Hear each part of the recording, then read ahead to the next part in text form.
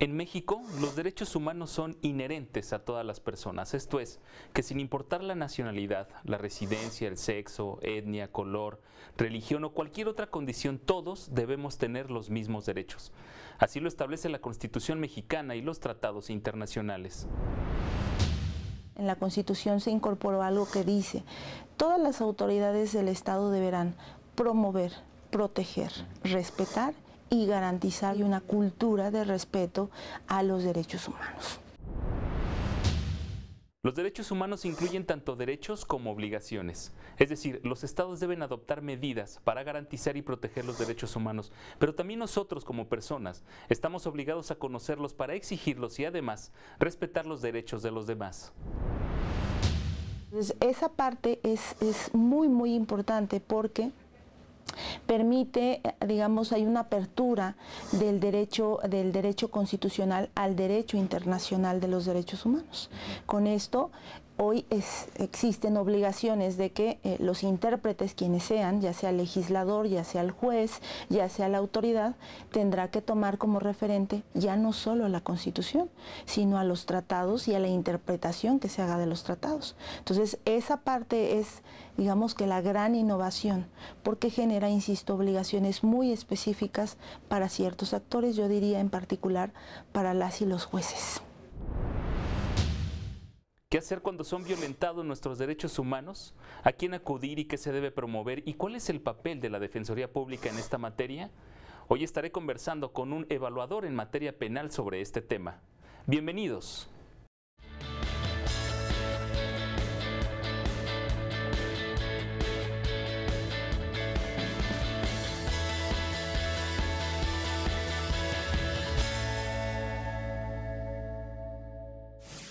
Estamos comenzando con esta nueva edición de Te Defendemos. Gracias por estar con nosotros. Y hoy en el estudio nos acompaña el licenciado Jorge Aldana Rivas.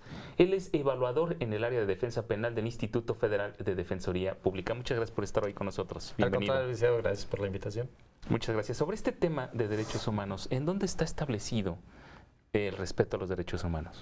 Bueno, el principio de respeto a los derechos humanos lo encontramos en la Constitución Política de los Estados Unidos Mexicanos, en su artículo primero, está ahí plasmado, pero también lo encontramos en las leyes secundarias, las leyes ordinarias, como en el caso sería la Ley de Amparo y las leyes que rigen la vida de los organismos protectores de los derechos humanos, como a nivel federal es la Comisión Nacional de los Derechos Humanos, pero también lo encontramos en las fuentes propias del derecho internacional de los derechos humanos, como lo pueden ser las convenciones, los tratados, las conferencias, los principios generales del derecho internacional de los derechos humanos.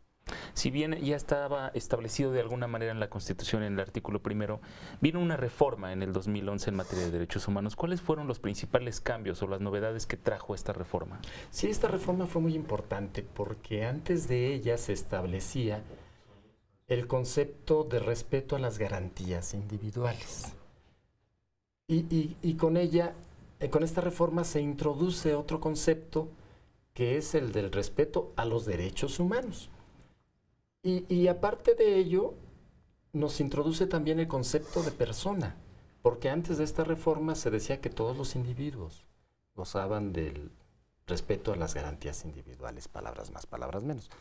Pero ahora con esta reforma se introduce el concepto de persona para establecer tajantemente en la Constitución que todas las personas gozan del respeto a los derechos humanos, Bien, que reconoce la propia Constitución, pero no nada más ahí, sino que amplía este respeto a los derechos humanos a los reconocidos en los tratados internacionales en los que México sea parte.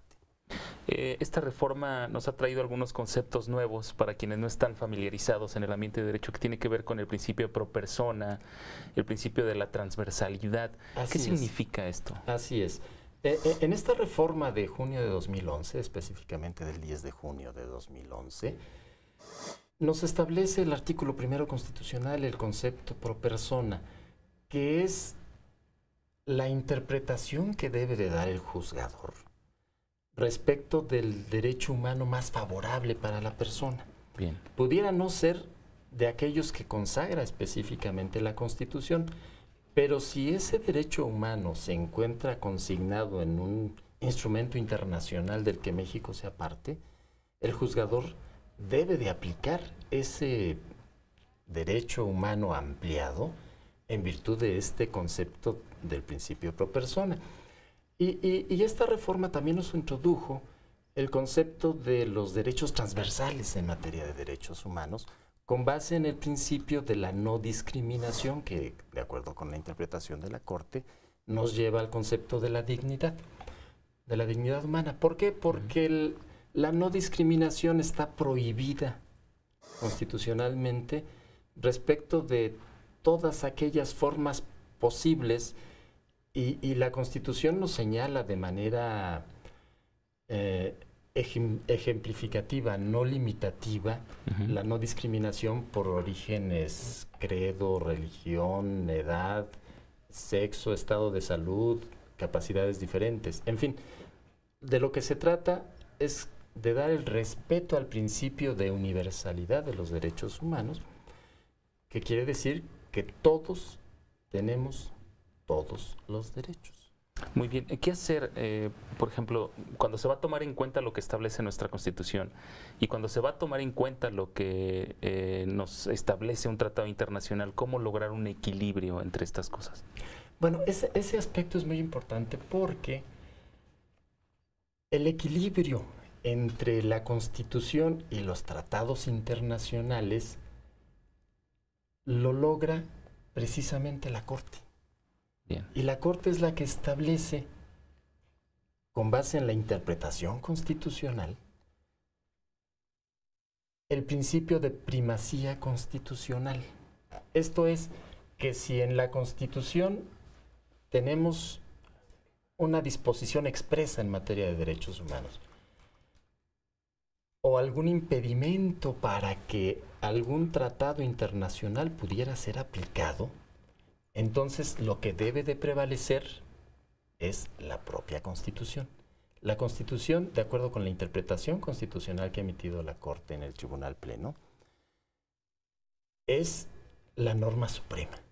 Bien. Entonces, los tratados y las leyes que de la Constitución emanen deben de ser acorde con la Constitución, pero siempre conservando la supremacía en ese orden. Bien, muy interesante. ¿Y qué hacer cuando sentimos que son violentados nuestros derechos humanos? Eso se lo preguntaré a nuestro invitado, pero regresando de nuestra primera pausa. En un instante, no te vayas.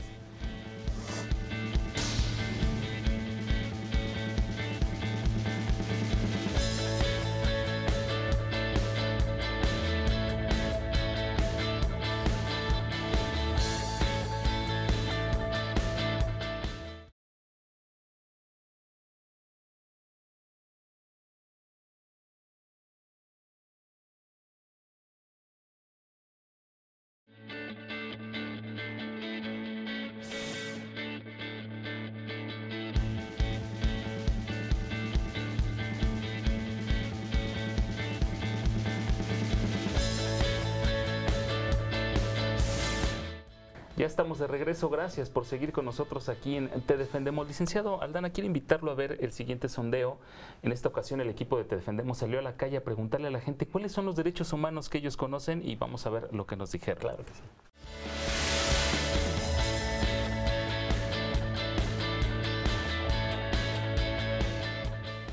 Bueno, como derecho al trabajo, derecho a la vida, bueno, a que nadie te arrebate la vida. Como una vida con, bueno, que cuentas con una vida digna, con todos los servicios, agua, no sé, salud. Bueno, sí, más o menos son como los que yo recuerdo. Pues el derecho a la vida, el derecho a la alimentación, a la educación, nada más. La libre expresión. Libertad de expresión, vivienda, comida, derechos humanos, igualdad. Que no deben de maltratar a las personas cuando psicológicamente. También que no pueden rebasar los derechos de uno como mujer, como persona, como ser humano.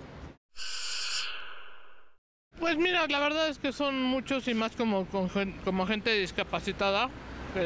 Desafortunadamente, cuando uno tiene, como en mi caso, epilepsia, es una discapacidad que no se nota y muchas veces no te quieren dar el derecho hasta que no lo muestras con una identificación o lo que sea, ¿no? Derecho al trabajo, el derecho a la educación y el derecho a la salud. Y pues quizá el acceso a la información o a la internet. Mis derechos, pues a la educación, buen trato, libre expresión, derecho a tener atención jurídica cuando la necesites, gratuita. Libertad de expresión, de protesta, a la educación, a la vivienda, alimentación, a libertad. No sé ninguno. Hay de diferentes categorías, ¿no? Están los de primera generación, segunda generación, tercera y cuarta. Los básicos pues son derecho a la vida, derecho a tener una nacionalidad, derecho a tener un hogar, educación. Y bueno, ya, de los últimos, ¿no? Ahorita dependiendo de las últimas generaciones, pues ya se incluye también derecho al internet, derecho como a este tipo de nuevos avances tecnológicos. Pues la verdad no, tal vez sé o tengo noción de cuáles, pero no te puedo decir así a ciencia cierta cuáles. Interesante sondeo, licenciado Aldana, sin duda. ¿Y qué concluir? ¿Realmente estamos informados acerca de cuáles son nuestros derechos? Me parece que socialmente todavía no estamos realmente informados, todavía no estamos profundizados en la materia, con algunas excepciones en este sondeo. Realmente el conocimiento que se tiene socialmente sobre los derechos humanos todavía es muy limitado. Y es parte que nos toca, ¿no? También Por supuesto, tenemos que asumir esa responsabilidad de la difusión a los propios derechos humanos. Claro. Muy bien, ya nos comentaba al principio del programa que hay, además de la Constitución, algunas instancias que protegen los derechos humanos, pero ¿qué hacer en términos generales cuando sentimos que son violentados nuestros derechos? Bueno, al respecto podemos encontrar una vía administrativa y una vía judicial. En la vía judicial tenemos que acudir al control constitucional. Y ese control constitucional es mediante un juicio de amparo para evitar la violación a esos derechos humanos. ¿Quién interpone este juicio de amparo? ¿Puede ser una persona en común? ¿Necesita de algún abogado? ¿Cómo funciona este procedimiento? En términos generales, sí se necesita de un abogado, porque si bien es cierto, la ley de amparo establece materias en las cuales se suple la expresión de la queja, la demanda del juicio de amparo es muy técnica. Entonces, sí se requiere del apoyo de un profesional. Pero en el Instituto Federal de Defensoría Pública contamos con abogados que pueden auxiliar a la población a hacer esto. En realidad, nuestro servicio a la comunidad es muy amplio. Y basta con que se acerquen al Instituto Federal de Defensoría Pública si se está en el DF, o bien a las delegaciones de nuestro instituto en el resto de los estados del país. Y se le brinda el apoyo, por supuesto. Muy bien, ¿cómo funciona este procedimiento? ¿Alguien tiene que acudir al instituto, le plantea el caso? ¿Cómo funciona para que la gente Así es. Se tiene que acudir al instituto, se plantea el caso, dependiendo del tipo de la materia de que se trate, ya se designará a un defensor público o se designará a un asesor jurídico, o aún más, todavía tenemos asesores jurídicos en materia de víctimas. Entonces, se trata de brindar un servicio amplio a la sociedad. Muy bien. Además de los tratados internacionales, además de la Constitución, ¿existen algunas otras herramientas para proteger a la sociedad cuando sientan violentados sus derechos humanos? La herramienta jurisdiccional tradicional es el juicio de control constitucional, que es el juicio de amparo. En la vía administrativa se puede acudir a una queja. Bien. A una queja, pero ante los organismos protectores de los derechos humanos.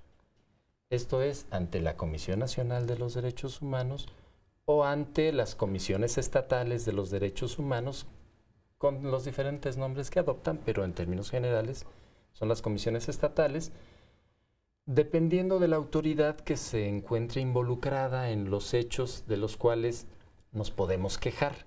Esto es, si las autoridades son de carácter federal, entonces tendremos que interponer esa queja ante la Comisión Nacional de los Derechos Humanos, y si las autoridades son de carácter estatal o municipal, tendremos que interponer esa queja ante los organismos estatales protectores de los derechos humanos. Y nos comentaba también sobre las jurisprudencias de la Suprema Corte, ¿no? Claro, claro.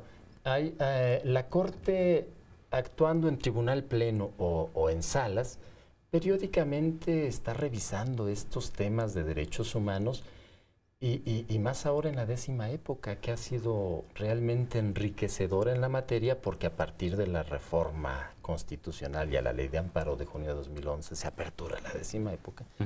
Es la época en la cual la Corte está analizando periódicamente los derechos humanos, es el tema en boga, y ha emitido una serie de jurisprudencias realmente muy, muy interesantes que la gente realmente debería de conocerlas, porque nos da la idea la Corte de esa amplitud en el respeto a los derechos humanos y sobre todo que también ha establecido los protocolos de actuación para los juzgadores respecto de los temas en los cuales se involucran derechos humanos. Muy bien, licenciado. Tenemos que hacer una segunda pausa, pero regresamos con más sobre este tema y con algunas preguntas del público también en un instante. No te vayas.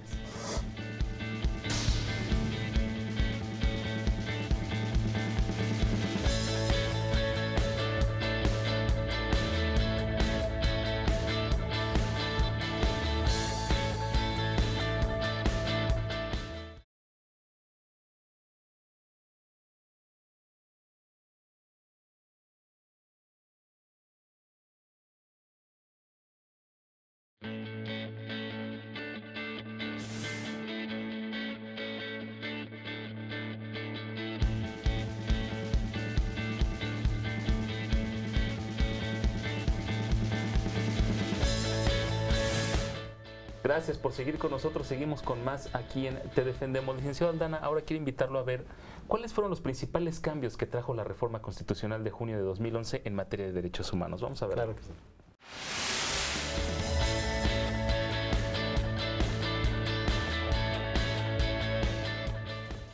La reforma constitucional en materia de derechos humanos fue publicada en el Diario Oficial de la Federación el 10 de junio de 2011. Fue modificado el artículo 1 de la Constitución, en el que se elimina el concepto garantías individuales por el de derechos humanos y sus garantías. El mismo artículo 1, en vez de otorgar los derechos, ahora los reconoce y destaca que deben ser garantizados tanto en la Constitución como en los tratados internacionales. La reforma incorpora el principio pro persona, que establece que cuando existan distintas interpretaciones posibles de una norma jurídica, debe elegirse aquella que más proteja al titular de un derecho humano. El párrafo 3 del artículo 1 constitucional establece la obligación del Estado mexicano, en todos sus niveles de gobierno, de promover, respetar, proteger y garantizar los derechos humanos. Y bien, licenciado Aldana, antes de entrar con las preguntas del público, nada más para concluir, ¿cuáles podríamos decir que son los obstáculos que enfrenta la sociedad para poder ejercer sus derechos? Pues mire, licenciado, realmente como lo veíamos en el sondeo que pasó hace unos momentos, me parece que el principal obstáculo al que se enfrenta la sociedad en materia de derechos humanos es la ignorancia. No tenemos el pleno acceso al conocimiento respecto del tema de derechos humanos y si no lo conocemos no podemos hacerlo valer. Bien. Y que podríamos decir que esa es una obligación para nosotros como sociedad. Para ustedes como defensores públicos, ¿cuáles podríamos decir que son los principales retos? Los principales retos como defensor público en materia de derechos humanos, evidentemente siempre es estar al pendiente de su respeto. lo cual implica una problemática de suyo muy compleja, porque se tiene que decidir si esa afectación al derecho humano es motivo de un juicio de amparo, o se tiene que decidir si esa afectación al derecho humano es materia de una queja administrativa ante los organismos protectores de los derechos humanos. Pero también nos enfrentamos con el obstáculo de la propia ignorancia de la gente a las que se defiende, que ante esta eventualidad la gran mayoría de las veces deciden no hacer nada en materia de defensa de derechos humanos. Muy bien, interesante sin duda. Pues si le parece bien, vamos ahora a darle paso a algunas preguntas del público sobre este tema.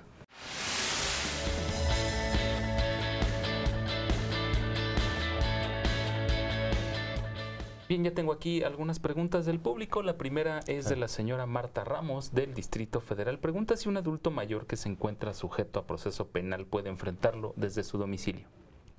Bueno, en principio sí, por supuesto. El Código Penal Federal en su artículo 55 señala que esta disposición de la prisión preventiva se puede sufrir desde el domicilio con personas mayores de 70 años, pero con algunas restricciones. En lo particular, que no se trate de delitos de delincuencia organizada o de personas que de delitos en materia de secuestro, delitos de alto impacto, evidentemente, en esta materia, y de personas que no reflejen el temor de sustracción de la acción de la justicia o que reflejen un alto grado de peligrosidad social. Si el familiar de esta persona no se encuentra en esos supuestos, sí puede acceder a este beneficio. Muy bien. Esta otra llamada es del señor Pedro Robles de Catepec, en el Estado de México. Quiere saber si un familiar que se encuentra recluido por delito contra la salud desde hace 4 meses puede promover lo que llamaba el juicio de amparo en contra del auto de formal prisión. Bueno, aquí hay un tema muy interesante, la temporalidad para promover ese principio de oportunidad. Si la persona ya tiene 4 meses, la Corte ha determinado recientemente que el término para promover en este tipo de situaciones es el genérico de 15 días que establece el 17 de la Ley de Amparo. Entonces, si la persona ya lleva 4 meses, pues honestamente ya no hay tiempo. Muy bien, ahí está la respuesta para el señor Pedro Robles. Esta otra llamada es de la señora María González de Cuernavaca, Morelos.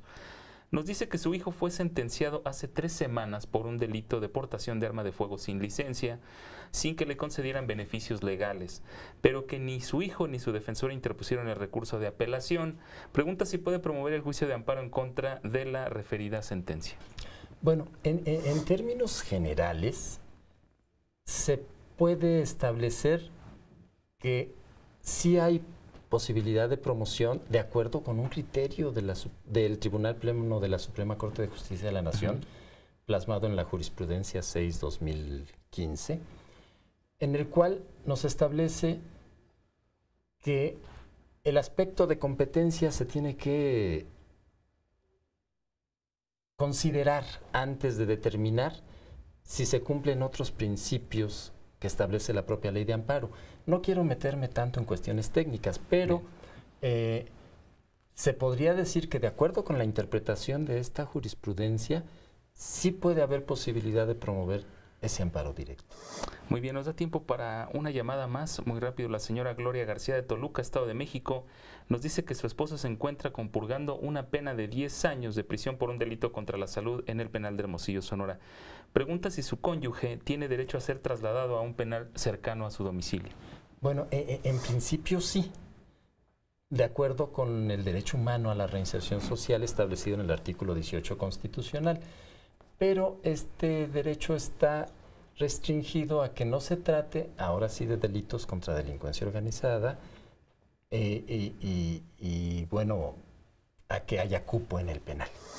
Muy bien, licenciado Aldana, pues tengo que despedir el programa, pero antes le agradezco mucho que hayamos tocado este tema de derechos humanos, que sin duda da para mucho más, pero tenemos que terminar con el programa. Él es el licenciado Jorge Aldana Rivas, evaluador en el área de defensa penal del Instituto Federal de Defensoría Pública. Muchas gracias por estar aquí. Al contrario, licenciado, gracias por la invitación. Gracias a ustedes también por su atención y los espero la próxima semana con más aquí en Te Defendemos, y en tanto lo invito a permanecer en la señal del canal judicial. Hasta entonces.